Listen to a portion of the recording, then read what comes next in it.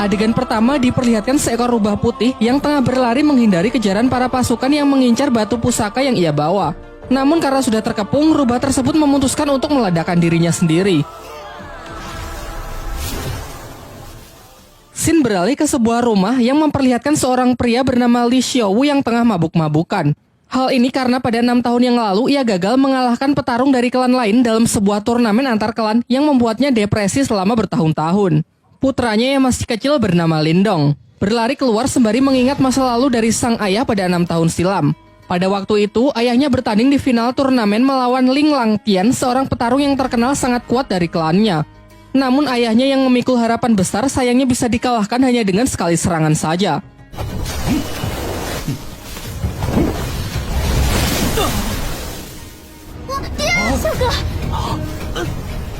Tak hanya itu, Ling Langtian juga mengambil aura milik ayah Lindong. Singkat cerita, beberapa tahun pun telah berlalu dan Lindong kini telah tumbuh remaja. Pada suatu ketika, ia terlibat perkelahian dengan sepupunya yang bernama Ling San bersama teman-temannya yang membuat ia terperosok ke dalam jurang. Dirinya yang sudah terbaring lemas secara kebetulan darahnya menetesi sebuah batu pusaka peninggalan rubah di awal film, membuat batu itu hancur dan ia pun terjatuh. Di dalam gelapnya tempat itu, batu tersebut memancarkan cahaya keemasan yang membuatnya terbangun. Namun saat tersadar ia merasa heran dengan tanda bercahaya yang muncul di telapak tangannya serta luka-lukanya yang sudah sembuh. Saat ia pulang, adiknya yang bernama Qing Tan datang untuk mengajaknya bermain karena tak bisa tidur. Seusai bermain, ia juga langsung pergi. Saat Lindong terlelap tidur, kejadian aneh pun terjadi kembali. Ia bermimpi berada di sebuah dimensi biru gelap yang banyak terdapat pohon bambu. Saat ia masih kebingungan, tiba-tiba ia diserang sosok misterius yang perawakannya sangat mirip dengannya. Pertarungan pun tak terhindarkan, yang memperlihatkan kekuatan mereka benar-benar seimbang.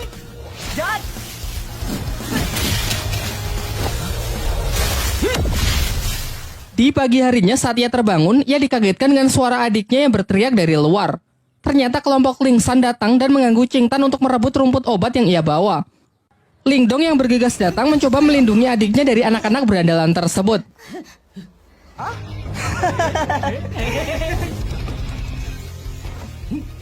Diperlihatkan kemampuan Lindong yang sudah meningkat pesat mampu menangkis seluruh serangan dari Ling San. Hingga ia akhirnya menyadari bahwa ia telah mengaktifkan teknik rahasia yang bernama tinju 7 suara.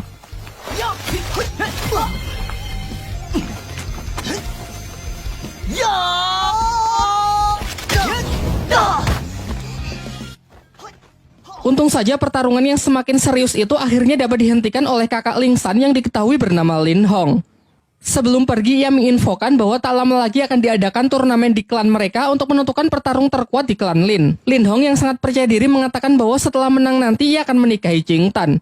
Saat kembali, sang ayah menunjukkan gerakan teknik tinju suara yang baik dan benar kepada Lindong.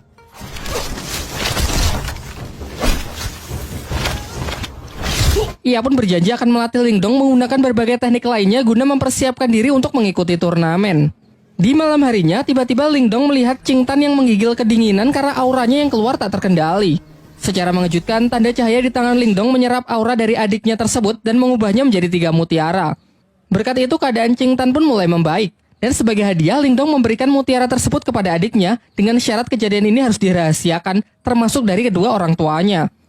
Keesokan harinya, Lindong kembali memulai latihannya dan berhasil meningkatkan ketahanan tubuhnya. Selain itu, kini secara sadar ia bisa memasuki dimensi rubah dan tempat itu ia jadikan sebagai tempat latihan. Bayangan dirinya yang waktu itu menyerangnya sekarang bisa ia manfaatkan sebagai sparring dalam latihan bertarungnya. Singkat cerita, hari turnamen pun telah tiba.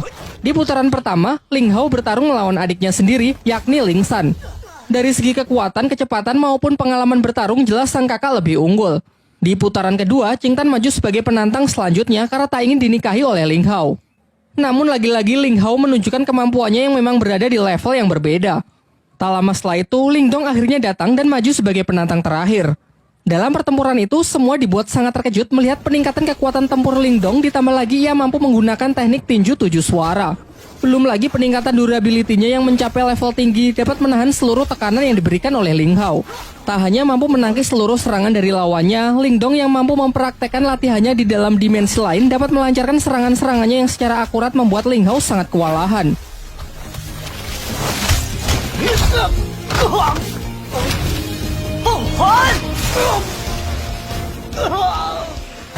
Dengan kemenangannya ini, Lingdong lah yang keluar sebagai juara dan dinobatkan sebagai petarung terkuat di generasinya.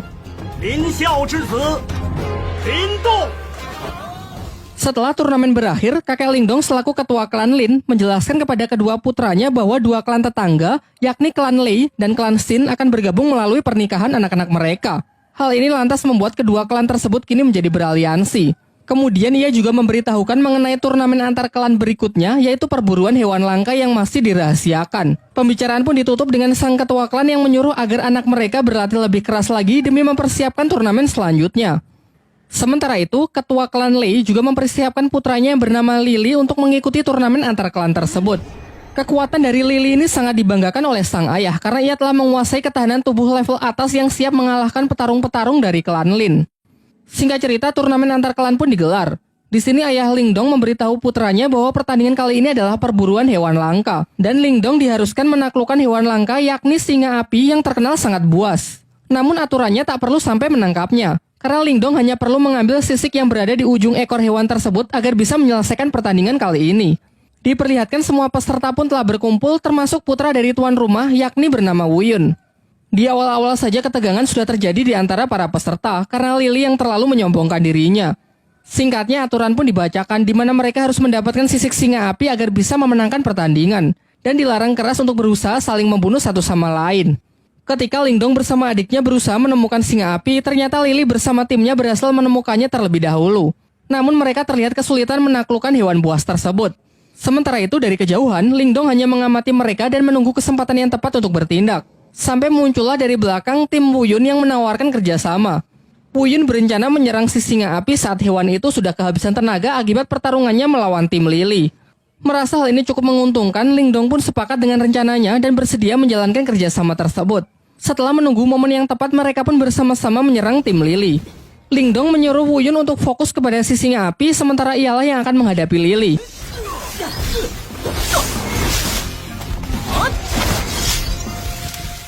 Singkatnya, berkat kerjasama yang baik, Wuyun mendapatkan kesempatan untuk menebas sisik singa api tersebut dan segera pergi meninggalkan medan pertempuran setelah mendapatkannya. Sayangnya Wuyun yang terlalu senang akhirnya lengah dan masuk ke dalam jebakan Lily yang sebenarnya sudah disiapkan untuk menangkap si singa api. Saat Lingdong menyusul, ia terlambat karena Lily sudah mengambil sisik singanya dan dengan kejam menendang Wuyun hingga terperosok ke dalam sarang si singa api. Lingdong yang memiliki jiwa setia kawan mengabaikan sisik singa itu dan segera menyusul Wuyun untuk mencoba menyelamatkannya. Sedangkan Lily bersama timnya telah kembali dan dengan bangga menunjukkan sisik singa api yang telah ia dapatkan. Ia juga menceritakan bahwa Wuyun dan Lingdong mungkin tak akan kembali karena sudah mati akibat kecerobohannya terpeleset jatuh ke dalam sarang si singa api.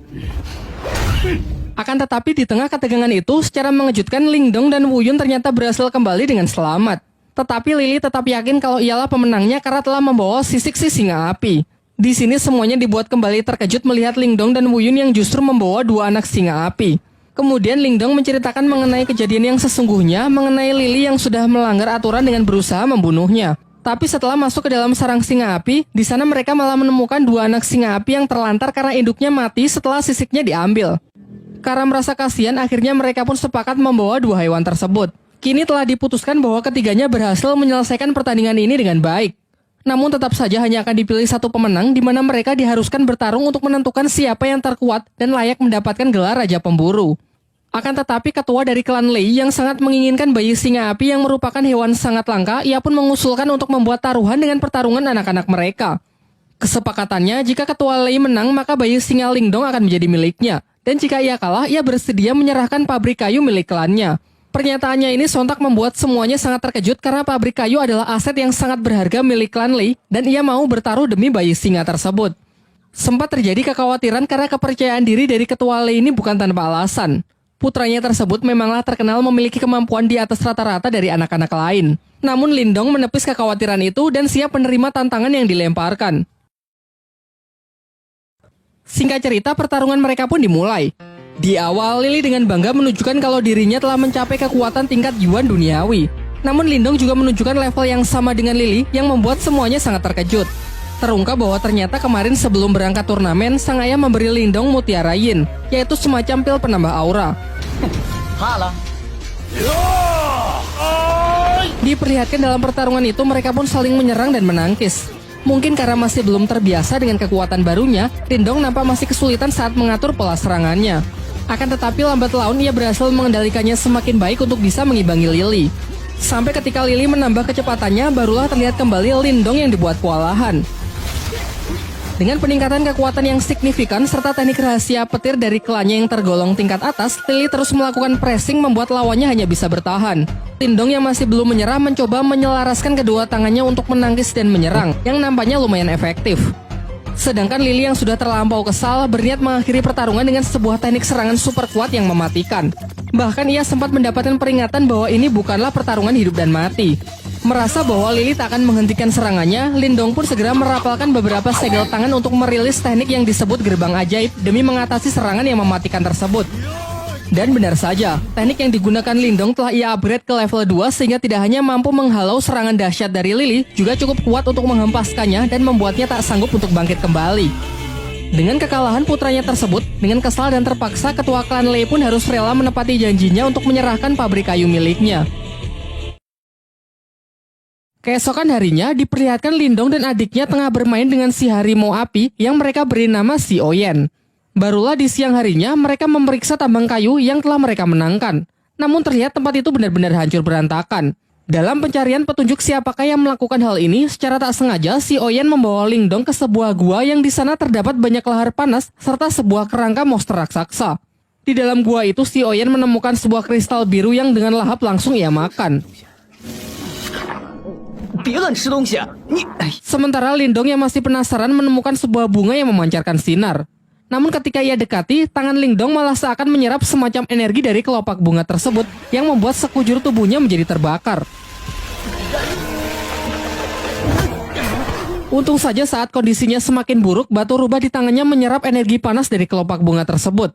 Setelah berhasil keluar dan bertemu dengan keluarganya, Lindong menceritakan gua yang baru saja ia temukan serta sebuah batu permata merah yang ia peroleh di dalam sana. Lantas mereka pun bergegas pergi ke lokasi dan sempat terkejut karena ternyata tempat itu adalah tambang permata yang bernilai sangat tinggi. Setibanya di rumah, terlihat Lindong yang mendapatkan 3 batu permata. Dan dengan kekuatan dari batu rubahnya, ia dapat menyatukan ketiga batu menjadi satu permata yang bernilai lebih tinggi. Sementara itu, ketua klan Lei yang mendengar kabar tentang ditemukannya tambang permata jelas membuatnya semakin kesal. Namun setelah mendengar rencana dari rekannya, terlihat wajahnya yang kembali menjadi senang. Di lain waktu, ketika klan Lin sedang berbelanja berbagai macam kebutuhan klan, Lindong pergi ke sebuah toko barang antik di pusat kota untuk sekedar melihat-lihat. Di sana terdapat seorang kakek yang bernama Yandasi. Ia dapat melihat aura milik Lindong yang nampak tak biasa. Setelah Lindong membeli sebuah tas, tiba-tiba batu rubah di tangannya merespon sebuah energi yang berasal dari potongan kayu di toko tersebut. Si penjual mengaku barang itu sama sekali tak berharga dan tak tahu juga apakah fungsinya. Namun ketika Lindong hendak membelinya, ternyata barang tersebut sudah akan dibeli terlebih dahulu oleh seorang gadis bernama Yue. Lindong yang tak mau mengalah memaksa untuk tetap membelinya. Menanggapi hal itu, dua pengawal dari Yue segera bertindak dengan menodongkan pedangnya kepada Lindong. Namun tiba-tiba saja kedua pedang itu terlempar yang ternyata ini adalah ulah dari si kakek Yanda yang memiliki kemampuan telekinesis. Terungkap bahwa kakek Yanda ini sebenarnya adalah guru dari Yue. Perseteruan mereka pun berakhir dengan Yue yang mengalah meninggalkan tempat tersebut. Sementara kakek Yanda menjelaskan kepada Lindong bahwa kemampuan telekinesisnya adalah kekuatan mental yang berbeda dari teknik bela diri biasa. Ia lalu menawarkan agar Lindong mau menjadi muridnya setelah melihat potensi besar yang ia miliki. Namun Lindong memilih untuk menolak tawaran tersebut karena takut kalau rahasia kekuatan batu rubah di tangannya bisa terbongkar. Kakek Yanda pun sama sekali tidak memaksa dan menghormati keputusan Lindong. Namun sebelum pergi, ia memberikan sebuah buku untuk bisa ia pelajari. Sementara itu, di area tambang datang sekelompok orang dari desa Naga Hitam yang ingin melakukan invasi. Mereka berniat merebut paksa pabrik kayu karena status kepemilikan dari tambang tersebut kini dianggap tidak jelas. Namun sebenarnya orang-orang ini adalah suruhan dari ketua klan Lei yang sengaja ia perintahkan untuk merebut tempatnya kembali. Beruntung Lindong kembali tepat waktu untuk mencoba melakukan perlawanan sehingga terjadilah pertarungan. Ketua Naga Hitam pun tanpa ragu langsung menyerang Lindong yang membuatnya terlempar menghantam gerbang masuk di sana. Dengan selubung aura sebagai pelindung, Lindong masih mampu bertahan dan bangkit kembali. Sementara Qing Tan juga membantu dengan melancarkan beberapa anak panah untuk menghentikan orang-orang tersebut masuk lebih jauh. Setelah melihat potensi Lindong, ketua Naga Hitam segera memperkuat aura untuk membunuhnya karena khawatir jika dibiarkan kelak Lindong akan menjadi lawan yang menyusahkan. Sementara Lindong setidaknya masih mampu bertahan meskipun digempur dengan berbagai macam serangan yang mematikan. Selain itu terlihat juga ia mengupgrade gerbang ajaib ke level 3 yang mampu mengimbangi kekuatan dari lawannya tersebut.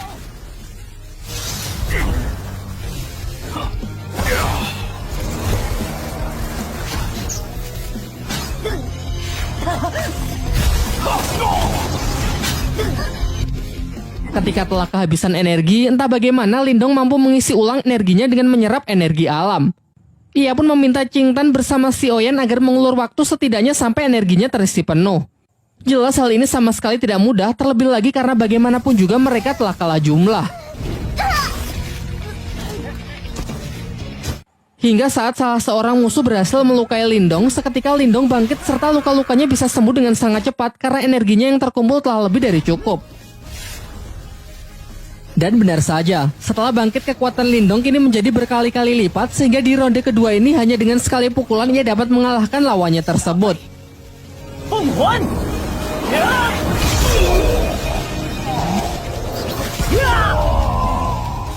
Ketua klan Lei yang mendapatkan kabar bahwa orang-orangnya berhasil dikalahkan sangat terkejut. Terlebih lagi yang mengalahkannya hanya Lindong yang cuma seorang diri. Di malam harinya, terlihat Lindong tengah bermeditasi dengan menggunakan proyeksi astralnya untuk berlatih kemampuan spiritual. Terinspirasi dari kakek Yanda yang ia temui beberapa waktu yang lalu, ia juga mencoba latihan teknik telekinesis dengan mengendalikan benda-benda kecil di tempat tersebut. Selain itu, ia yang penasaran dengan potongan kayu yang telah ia beli tadi siang, menyadari kalau benda tersebut memiliki semacam energi yang menyelubunginya. Ia pun mencoba berkonsentrasi, namun energinya masih belum cukup kuat untuk bisa menembusnya. Beberapa saat setelahnya, ia merasakan pancaran energi yang sangat kuat dan bergegas pergi untuk memeriksanya menggunakan teknik proyeksi astralnya. Ternyata energi itu berasal dari kakeknya yang telah berhasil mencapai tingkat Yuan tahap awal. Ia pun lantas segera kembali ke tubuh aslinya untuk menemui sang kakek agar bisa memberikan ucapan selamat. Akan tetapi sang kakek justru menjelaskan bahwa ini hanyalah tingkat Yuan di tingkat awal. Masih ada beberapa tingkat lagi sebelum mencapai tingkat tertinggi. Kemudian ia mengungkapkan bahwa tadi ia sempat merasakan kekuatan mental teknik proyeksi astral yang mendekat, meskipun sesaat langsung menghilang. Namun di sini ia tak tahu kalau kekuatan itu adalah kekuatan milik Lindong. Topik pun berganti. Paman Lindong menyampaikan bahwa tadi ia mendapatkan undangan dari klan Lei untuk membahas mengenai sebuah kerjasama bisnis dengan klan Lin. Singkatnya setelah cukup berdiskusi, mereka pun sepakat untuk menghadiri undangan tersebut. Keesokan harinya, mereka mendatangi rumah utama milik klan Lei. Namun hanya para tetua klan saja yang diperbolehkan untuk masuk. Di saat sedang menunggu, Lindong merasakan ada kekuatan mental yang sangat kuat di sekitarnya yang sedang menggunakan teknik astralnya untuk mengintai. Sementara di dalam ruangan, para tetua klan tengah membicarakan mengenai ajakan kerjasama membangun bisnis untuk keuntungan bersama dengan sistem bagi hasil. Akan tetapi klan Lin keberatan karena dalam kesepakatan itu, ketua klan Lei lah yang akan menjadi pemimpin. Sementara klannya hanya akan menjadi bawahannya saja. Di sini terbongkarlah kedok dari ketua klan Lei yang sebenarnya ingin menjadi penguasa di kota tempat mereka. Perdebatan itu pun semakin memanas yang malah membawa mereka dalam sebuah pertarungan.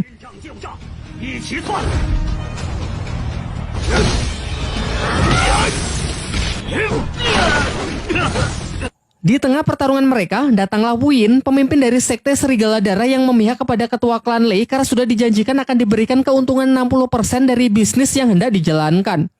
Diceritakan bahwa Wu Yin ini menguasai kekuatan mental tingkat tinggi. Dan benar saja, satu persatu dari mereka dapat dijatuhkan dengan sangat mudah.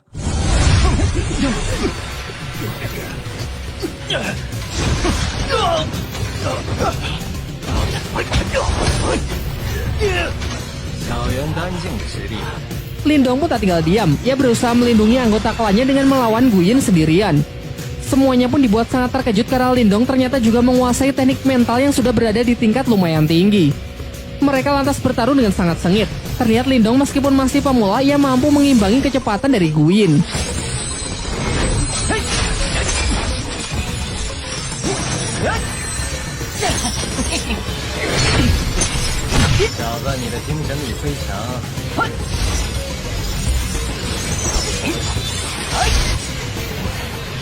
Sampai mereka saling mengadu teknik astral melalui duel udara, namun sayangnya tetap saja Wu Yin lebih unggul dan mampu menekan Lindong. Kembali ke pertarungan dunia nyata, Lindong mencoba melancarkan serangannya dengan beberapa aura jarum, tetapi dapat dengan mudahnya ditangkis yang memperlihatkan perbedaan kekuatan di antara mereka. Kini di puncak pertarungan, Lindong hanya mampu bertahan yang nampak semakin terdesak saja. Akan tetapi di ambang kekalahannya, Lindong teringat mengenai potongan kayu yang memiliki selubung energi mental tingkat tinggi. Lantas ia pun mencoba memanfaatkannya untuk menahan serangan mental dari Wu Yin. Melebihi ekspektasi, ternyata hal ini benar-benar efektif. Benda tersebut cukup kuat untuk menangkal energi mental tingkat tinggi. Bahkan selain menahan, kayu itu juga mampu menyerap serangan dari energi spiritual yang kemudian ditransfer masuk ke dalam tubuh Lindong. Dengan ini Lindong pun bisa membalikan keadaan. Wu Yin yang kekuatannya telah terkuras habis tak lagi mampu menahan serangan dari Lindong yang sudah meningkat berkali-kali lipat sehingga ia harus menerima kematiannya. Beberapa lama setelah pertarungan itu, orang-orang dari sekte Serigala Darah yang dipimpin oleh Wei Tong berniat balas dendam kepada klan Lin karena telah membunuh Gu Yin. Kakek Lindong mencoba menjelaskan bahwa Gu Yin lah yang bersalah karena telah ikut campur dan membantu ketua klan Le untuk menindas klannya. Ia pun kemudian menawarkan sebuah jalur damai dengan menanyakan apa yang perlu dilakukan agar Wei Tong bisa melupakan dendamnya tersebut. Wei Tong menjawab bahwa ia mau orang yang telah membunuh Gu Yin dan tabang permata milik klan Lin diserahkan kepadanya, serta seluruh orang dari klan Lin harus bersedia menjadi budaknya. Jelas kakek Lindong pun menolak hal itu sehingga pertarungan pun tak terelakkan. Sayangnya Wei Tong yang telah mencapai tingkat Yuan level atas dengan mudah bisa mengalahkan kakek Lindong. Sampai akhirnya Lindong datang dan menyatakan akan mengalahkan Wei Tong seorang diri, mengingat dirinya lah yang harusnya bertanggung jawab atas kematian Gu Yin. Tanpa basa-basi, Wei Tong pun langsung melancarkan serangannya terlebih dahulu. Dengan lincah, Lindong memanfaatkan teknik jarum biru sebagai pinjakan untuk melayang. Beberapa tembakan anak panah dilancarkan untuk berusaha menjatuhkan Lindong, termasuk menggunakan anak panah yang dilapisi aura, namun bisa ia hindari dengan sangat mudah.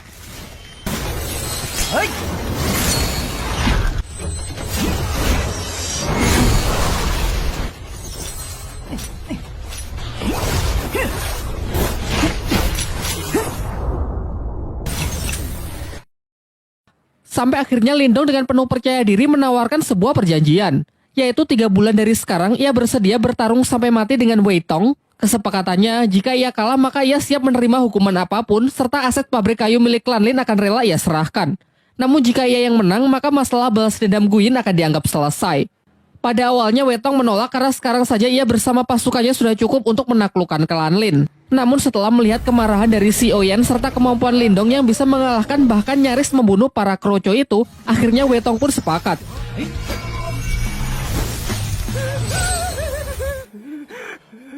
Tetapi ia merasa kalau 3 bulan terlalu lama, sehingga ia ingin mempersingkatnya menjadi 2 bulan saja.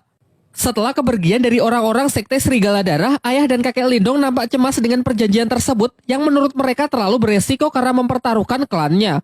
Namun Lindong menepis kekhawatiran itu dengan mengatakan bahwa ia akan berusaha semaksimal mungkin, mengingat ialah yang memang harus bertanggung jawab dalam kasus ini. Ia lalu meminta izin untuk pergi ke ibu kota lebih awal demi lebih banyak menuntut seni ilmu bela diri di sana.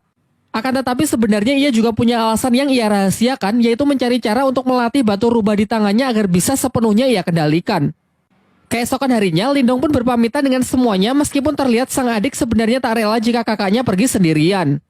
Singkatnya, Lindong pun berangkat ke ibu kota dengan menunggangi seekor kuda. Setelah tiba di ibu kota, ia mendapatkan informasi kalau di sana akan ada pelelangan benda-benda antik yang digelar untuk para bangsawan. Lindong yang tertarik berniat menghadiri pelelangan tersebut dengan harapan bisa menemukan barang bagus yang bisa berguna nantinya.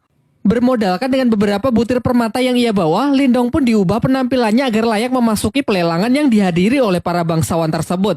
Setibanya di sana, Lindong kembali bertemu dengan kakek Yanda yang diundang sebagai tamu serta ia juga melihat Yue yang datang bersama panitia pelelangan bernama Xuansu. Dalam pelelangan tersebut, Lindong tertarik dengan sebuah tanaman langka yang mampu meningkatkan kekuatan spiritual seseorang. Semuanya sempat dibuat terkejut karena Lindong yang menawarnya dengan harga yang sangat mahal. Diperlihatkan, kakek Yanda sangat terkejut karena merasakan energi dari keberadaan Lindong yang benar-benar telah meningkat pesat. Seusai acara pelelangan itu, Xuansu mengajak Lindong pergi menemui kakek Yanda di sebuah ruangan pertemuan. Sebelum berangkat, mereka sempat merasakan kehadiran mata-mata yang sedari awal sudah membuntuti Lindong. Dalam pertemuan itu, kakek Yanda kembali menawari Lindong untuk menjadi muridnya agar bisa menyempurnakan teknik segel kehidupan milik Lindong. Namun dengan sopan Lindong menolak tawaran itu dan menunjukkan bahwa ia telah menyempurnakannya. Hal ini sontak membuat semuanya sangat kagum karena Lindong dapat melakukannya dalam waktu yang relatif singkat. Kemudian barulah dijelaskan bahwa segel kehidupan adalah dasar dari ahli kekuatan mental. Segel ini dibagi menjadi 3 jenis, yakni segel kehidupan, segel duniawi, dan segel surgawi. Segel kehidupan adalah yang paling umum, sementara segel terkuat adalah segel surgawi yang konon katanya memiliki kekuatan di luar nalar manusia. Singkat cerita, Lindong bersedia menceritakan masalah klannya yang sedang bersinggungan dengan sekte Serigala Darah serta kesepakatannya untuk bertarung hidup dan mati melawan Wei Tong. Mendengar hal itu, Xuanzu memberitahukan bahwa terdapat sebuah kolam surgawi yang berisikan energi murni yin dan yang dari sumber kolam tersebut. Kabarnya jika seseorang memasuki kolam itu maka dapat meningkatkan kekuatan spiritualnya, dan kabar baiknya baru-baru ini ditemukan keberadaan kolam surgawi tersebut, namun sayangnya berada di wilayah perbatasan desa dengan klan lain dan masih menjadi sengketa. Xuanzu lalu juga menceritakan bahwa telah disepakati sebuah turnamen di mana pemenangnya berhak mengambil energi murni dari kolam tersebut. Tanpa pikir panjang, Lindong pun setuju untuk berpartisipasi dalam turnamen itu. Di lain waktu, Lindong kembali memasuki dimensi batu rubah, namun anehnya bayangan hitam yang selalu menjadi alat berlatihnya tak lagi muncul. Ia pun mencoba berkonsentrasi untuk menemukan sumber masalah. Dan tiba-tiba di sana muncul sesosok bayangan putih yang tak lain adalah si rubah putih itu sendiri. Rubah putih itu lalu memperkenalkan diri bahwa ia adalah jelmaan iblis celestial yang bernama Martha sekaligus pemilik dari dimensi ini. Ia juga menjelaskan bahwa dahulu ia sangat kuat berkat batu tersebut. Akan tetapi seiring berjalannya waktu, batu itu justru menyerap energi spiritualnya hingga menjadi sangat lemah. Akhirnya ia terpaksa hidup bersembunyi di dalam batu tersebut agar jiwanya tidak lenyap. Martha kemudian menyarankan jika Lindong tak ingin bernasib sama, Lindong harus mengisi ulang energi batu itu dengan energi murni. Seketika Lindong pun teringat dengan kolam surgawi yang kabarnya dipenuhi oleh energi murni. Mengingat kalau di turnamen perebutan kolam surgawi nanti ia tak bisa mengandalkan kekuatan batu rubah karena butuh diisi ulang, Martha pun mengajaknya ke sebuah tempat di mana terdapat benda yang disebut piringan mental. Meskipun benda ini bisa menjadi jalan pintas untuk meningkatkan kekuatan spiritual, namun resikonya juga sangat berbahaya. Yaitu jika dalam prosesnya Lindong tak sanggup menahan rasa sakit, maka kekuatan spiritualnya akan lenyap dan tak akan bisa dipulihkan lagi. Tanpa banyak berpikir, Lindong pun ingin mencobanya dan bersedia menanggung semua resiko yang mungkin terjadi. Dan benar saja, saat proses berlangsung, ia merasakan sakit yang sangat luar bioskop. Sampai akhirnya dengan tekad yang kuat, Lindong berhasil melewati proses tersebut, alhasil kekuatan mentalnya pun meningkat pesat. Setelah itu, Martha menyarankan agar Lindong memakan rumput obat yang ia beli sebelumnya agar kondisi dan energi mentalnya bisa segera pulih. Karena setelah ini ia akan mengajarinya teknik baru yang disebut teknik Borkeong. Keesokan harinya, Lindong datang ke suatu tempat di mana semua orang di pelelangan berkumpul. Di sana datang juga Yue dan seorang pria bernama Liu Yi. Kemudian Xuanzu mempertemukan Lindong dengan pemilik rumah pelelangan yang diketahui bernama Xia Wanjin. Ia menjelaskan bahwa Yue, Liu Yi, dan Lindong akan bertanding melawan petarung lain dalam rangka memperebutkan kolam surgawi. Singkat cerita, mereka pun bersama-sama pergi ke tempat turnamen. Setibanya di sana, mereka bertemu dengan tim lawan perwakilan dari sekte Serigala Darah yang diketahui seorang pria bernama Yue San dengan kedua anaknya yang di sampingnya. Di sebelah kanan ada Yue Feng dan di kiri ada Yue Lin serta di belakang ada seorang petarung bayaran yang bernama Jiang Li. Dijelaskan bahwa mereka ini bukan petarung kaleng-kaleng karena sudah mencapai tingkat Yuan Surgawi tahap akhir. Di putaran pertama, Yue maju menggunakan sebuah pedang untuk melawan Yue Lin dengan senjata cambuknya. Sejauh ini pertarungan dua wanita ini terlihat cukup seimbang. Mereka menyerang dan menangkis mengandalkan senjata mereka masing-masing. Namun akhirnya pertarungan singkat tersebut dapat dimenangkan oleh Yue dengan berhasil menodongkan pedangnya tepat ke leher Yue Lin. Di putaran kedua, Yue Feng maju sebagai perwakilan berikutnya. Sementara Lindong yang nampak ragu-ragu segera diambil alih oleh Liu Yi yang bersedia maju terlebih dahulu dengan senjata tombaknya.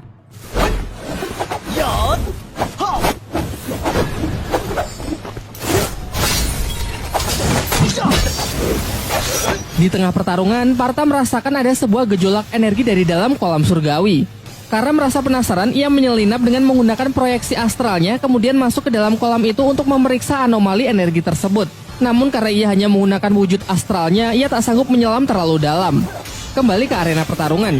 Diperlihatkan kalau perwakilan tim lawan dapat memenangkan pertarungan di putaran kali ini.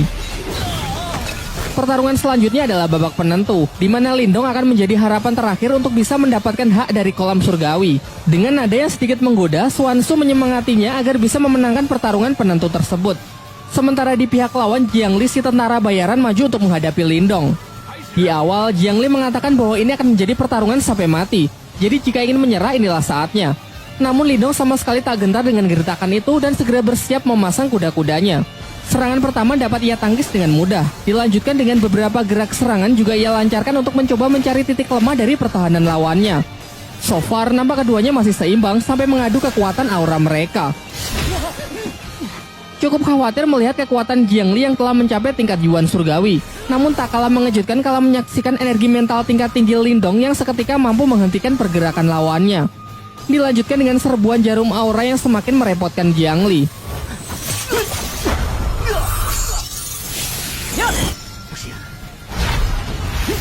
Mencoba serangan jarak dekat pun juga percuma karena tekanan energi mental Lindong yang dengan kuat menghempaskannya. Saat semua merasa kalau Lindong telah memenangkan pertandingan itu, Jiangli bangkit dengan aura merah yang membara. Ternyata ia menguasai sebuah teknik rahasia yang memungkinkan seseorang mengkonversikan darahnya menjadi energi. Hal ini membuat kekuatannya meningkat pesat dalam beberapa saat meskipun teknik ini dinilai sangat berbahaya dan memiliki resiko yang sangat tinggi. Beberapa kali serangan pun dilancarkan yang hanya dapat Lindong hindari. Bahkan serbuan jarum aura pun benar-benar sudah tidak mempan. Sebagai serangan penutup, Jiangli memusatkan energinya di tangan untuk menciptakan serangan mematikan yang berwujud tangan merah raksasa. Sementara Lindong bersiap dengan teknik barunya yang diajarkan oleh Martha, yaitu teknik Borkeong. Bentrokan teknik yang sangat kuat itu pun menghasilkan gelombang yang menggentarkan langit dan bumi. Namun saat debu telah menyingkir, terlihat Jiangli yang sudah mati langkah dengan 4 jarum Lindong yang diarahkan tepat ke lehernya. Sehingga dengan ini Lindonglah yang keluar sebagai pemenang dan memiliki hak atas kolam surgawi. Setelah kemenangan itu, mereka bertiga masuk ke dalam kolam untuk menyerap energi spiritual sebanyak-banyaknya. Namun dibandingkan yang lain, teknik penyerapan energi milik Lindong berjalan jauh lebih lambat. Martha pun justru menertawakannya. Dikarenakan waktu berendam yang terbatas, Martha membuat sebuah kesepakatan dengan Lindong, yaitu ia akan membantunya menyerap energi spiritual dengan cepat dengan syarat jika sudah selesai, Lindong harus bersedia turun ke dasar kolam untuk melihat sumber energi aneh dari kolam surgawi tersebut. Tanpa pikir panjang, Lindong pun menyetujui kesepakatan yang dibuat Martha. Dan benar saja, setelah mendapatkan bantuan dari Martha, dengan sangat cepat energi mengalir deras ke dalam diri Lindong. Bahkan efek dari proses itu sampai dirasakan di atas kolam yang muncul pusaran air raksasa. Seusai proses penyerapan, sesuai kesepakatan ia turun ke dasar kolam untuk memeriksa sumber dari energi kolam surgawi. Di bawah sana Lindong menemukan giok iblis piton yang dalam kondisi tersegel. Pada awalnya Lindong tak ingin mengusiknya dan berniat langsung pergi. Namun Martha berusaha membujuknya dengan mengatakan kalau ini tidak berbahaya karena iblis ini sedang terluka.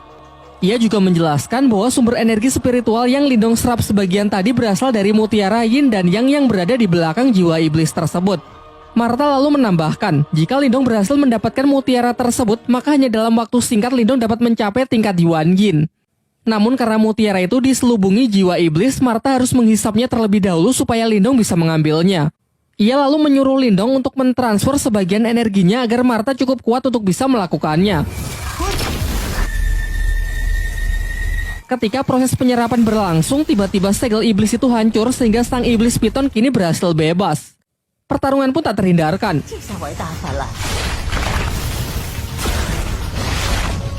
Di sini Martha berusaha mengalihkan perhatian ular piton itu supaya Lindong memiliki cukup waktu untuk mengambil mutiaranya. Akan tetapi Lindong yang masih ragu sama sekali tak punya keberanian untuk mendekat. Sampai akhirnya Martha menggunakan rencana cadangan, yaitu kembali masuk ke dalam tangan Lindong. Pada awalnya Lindong mengira kalau Martha sudah menipunya. Namun selang beberapa waktu, luapan energi keluar dari tangannya yang ternyata adalah Martha dengan wujud aslinya, yaitu naga api raksasa. Dengan cepat ia membakar iblis piton itu dengan semburan api lalu segera menyerapnya.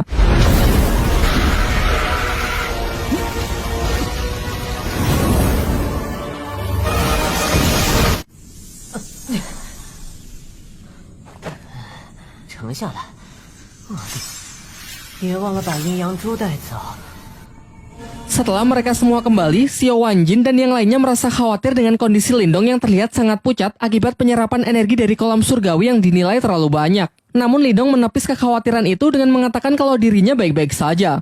Ia menegaskan asalkan ia bisa segera naik tingkat dan bisa mengalahkan Wei Tong dari Sekte Serigala Darah, apapun rela ia lakukan. Dalam pembicaraan itu, Xiao Wanjin menjelaskan bahwa Sekte Serigala Darah selama ini juga menjadi musuh bebuyutan bagi pihaknya. Terlebih lagi karena Lindong telah membantunya mendapatkan kolam surgawi, ia pun bersedia memberikan bantuan apapun. Di akhir pembicaraan, Swanshu memberikan buku langkah dari pelelangan kemarin yang berisi teknik-teknik rahasia agar bisa Lindong pelajari demi mempersiapkan dirinya agar bisa menang melawan Wei Tong. Di malam harinya, Lindong mempelajari buku pemberian Swanshu untuk mengendalikan energi yang telah ia serap sebelumnya. Ia kemudian kembali masuk ke dalam dimensi rubahnya. Di sana ia melihat bayangan dirinya yang kini telah pulih. Bahkan bayangan tersebut juga telah membuka aliran energi spiritual tingkat 22 Vena. Lantas ia pun segera menirukan gerakan dari bayangan itu dan seketika ia juga berhasil membuka aliran energi spiritual tingkat 22 Vena. Sekaranglah saatnya ia mencoba mutiara yin yang ia dapat dari kolam surgawi. Pertama-tama dengan menggunakan energinya sendiri, ia mencoba memurnikan mutiara tersebut. Meskipun di percobaan pertama ia sempat gagal, sampai akhirnya dengan mengerahkan seluruh tenaganya, ia berhasil menetralkan mutiara itu yang kemudian langsung ia telan.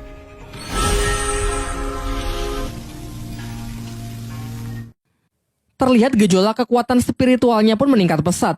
Bahkan segel kehidupannya kini menjadi 2. Dengan ini ia pun sangat yakin kalau di pertarungan nanti ia bisa menghancurkan Wei Tong. Keesokan harinya, Xuan Tzu mengajak Lindong ke tempat pelelangan dengan mengatakan kalau ada orang yang ingin menemuinya. Ternyata di sana datang keluarga besar Lindong, yaitu Qing Tan, ayahnya dan kakeknya.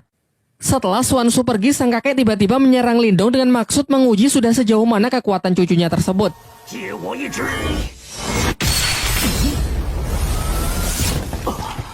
Dan setelah beradu kekuatan, hasilnya benar-benar mengejutkan karena kini Lindong telah mencapai tingkat Yuan dan awal. Kakeknya lalu menjelaskan bahwa dalam sejarah klan Lin, Lindong adalah orang termuda yang bisa mencapai tingkat tersebut. Singkat cerita, hari pertarungan pun telah tiba, di mana Lindong harus berhadapan melawan Wei Tong dari Sekte Serigala Darah dalam pertarungan hidup dan mati. Semua orang datang menyaksikan pertarungan mereka, termasuk keluarga Lindong. Namun tanpa mereka sadari ada mata-mata dari pihak Wei Tong di belakang mereka. Ketika nama mereka disebut, Lindong dan Wei Tong segera memasuki arena. Superhero landing. Di sini Wei Tong cukup terkejut melihat peningkatan kekuatan Lindong yang juga sudah mencapai tingkat Yuan dan awal. Wei Tong lalu maju untuk memulai serangannya yang dengan cepat langsung disambut dengan baik oleh Lindong. Sayangnya peningkatan kekuatan Wei Tong juga tak kalah mengesankan. Ia berhasil menekan Lindong hingga hampir jatuh keluar arena. Namun ternyata arena pertarungan mereka dilindungi semacam penghalang dari energi mental yang mencegah para petarung melarikan diri. Hal ini dianggap wajar karena mereka telah menyatakan akan bertarung sampai mati. Wei Tong kembali melancarkan serangannya yaitu pukulan keras bertubi-tubi. Sementara Lindong terlihat kewalahan menahan tekanan yang terus diberikan. Sejauh ini nampaknya Wei Tong lah yang menguasai jalannya pertempuran. Teknik demi teknik Lindong lancarkan akan tetapi sama sekali tak berefek. Ialah yang justru menerima pukulan mentah dari Wei Tong yang tepat mengarah ke dadanya. Terdengar sorak dari para penonton yang meragukan Lindong membuat pihaknya semakin cemas kalau Lindong tak akan mampu bertahan.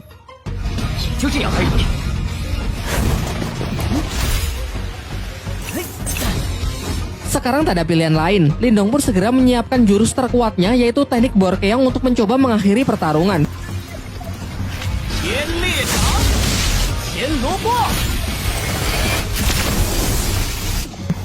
Sebenarnya serangan Lindong ini bisa saja mengalahkan Wei Tong. Namun Wei Tong menggunakan cara licik dengan menyuruh mata-matanya menyandera Qing Tan sehingga membuat Lindong kehilangan konsentrasinya. Sementara kakek Yanda berusaha membantu dengan mencoba mendekati mata-mata tersebut. Di arena, Lindong benar-benar tidak bisa fokus bertarung karena melihat adiknya dalam bahaya. Alhasil serangan-serangan Wei Tong pun banyak yang masuk.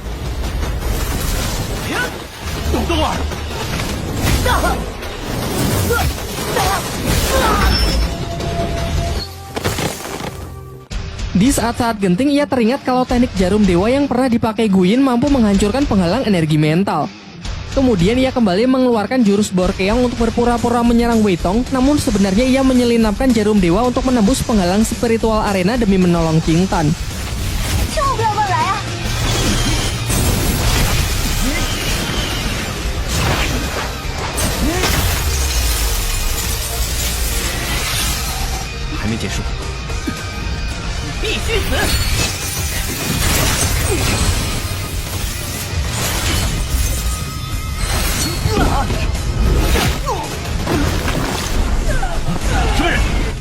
Saat si mata-mata hendak mencoba menyerang lagi, datanglah kakek Yanda yang membantu mengalahkannya.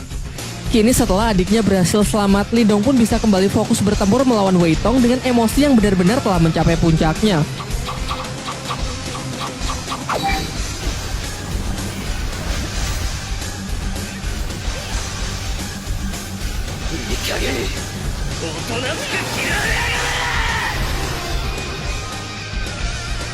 Setelah menerima gempuran serangan dari Lindong, Wei Tong pun benar-benar sudah kehabisan tenaga dan ia pun mengaku kalah. Namun Lindong malah mengatakan bahwa ini adalah pertarungan sampai mati, di mana pertarungan belum selesai jika tak ada salah satu pihak yang mati.